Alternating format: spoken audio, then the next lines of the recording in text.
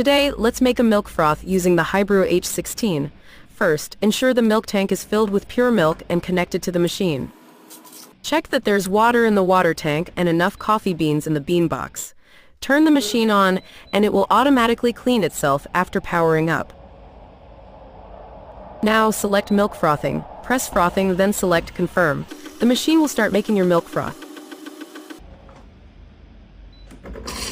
Once it's ready, remove the froth and time and press confirm to begin the cleaning cycle. Enjoy your fresh milk froth made with ease using the HiBREW H16 automatic coffee machine.